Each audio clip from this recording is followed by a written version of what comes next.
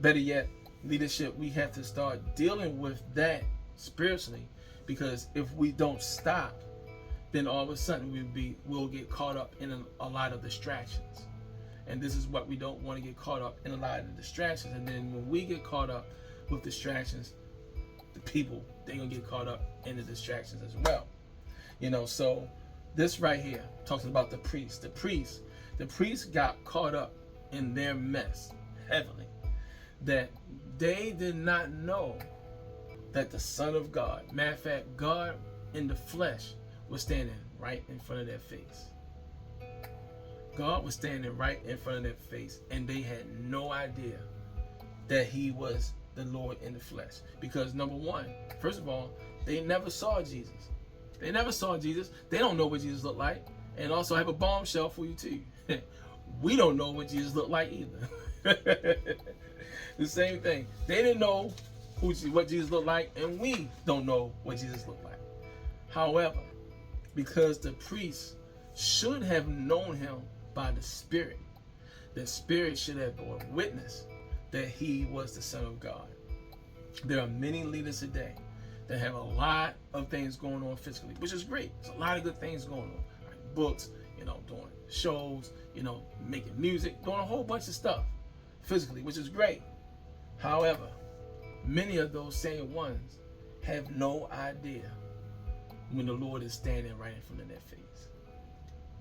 The Lord is can be right in front of their face, and they will not know it because they're caught up in the physical and with the things that they are involved in.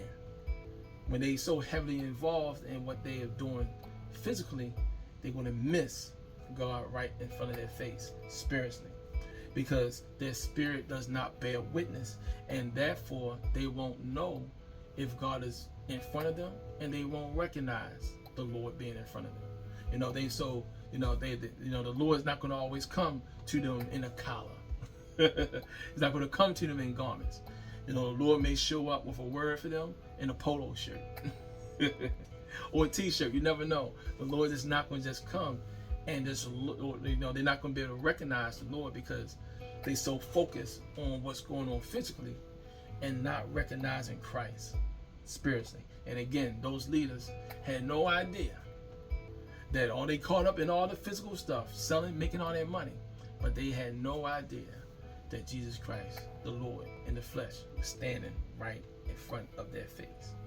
These leaders were not worried about the temple. They was not worried about the temple. They wasn't worried about the temple as a place of worship. All they was worried about was their money. That was it. That's why they came off. They gave the impression that they was being holy, but they was more concerned about their money. The spiritual blindness was attached to what I would say the materialism that was going on in their life. If we're not careful, we will be spiritually blinded based off the materialism that we see in the world.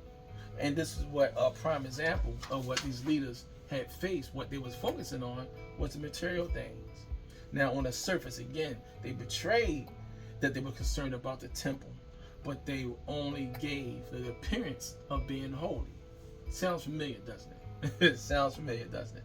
See, before Christ, men were separated by temples and buildings in different places. Like this temple, how the temple was set up with the court of the Gentiles, and then the women's court, and then you had the temple. Everything was separated. Now, after Jesus' death and his resurrection, everybody is now able to come together. Today, and what we see today, man continues to separate men or separate God's people from different things, whether they separate them by churches or denominations or fellowships or networks or connections, certain styles, certain sounds. Nothing wrong with those different things. Nothing wrong with those different things. But however, the question is, what is the intent? What is the intent for having all these different things? Is it to really separate and keep people in certain spots? One of the things I said a long time ago, I don't like the fact how you have your white stations with gospel music and then your black stations with, I know everybody have different tastes, but at the same time, if we all supposed to be living right for Christ, it should be just like one station. You know, if everything should not just be segregated based off of what color or style. If we all supposed to be for Christ, it shouldn't necessarily be a real hard separation and put conflict or say that this one is better, or this one's not like mine, and you want to stay away from this. No, it should be a collective thing if we all by the Spirit of God. Amen. It should be. So that's the question: is of all these different things, what is the intent?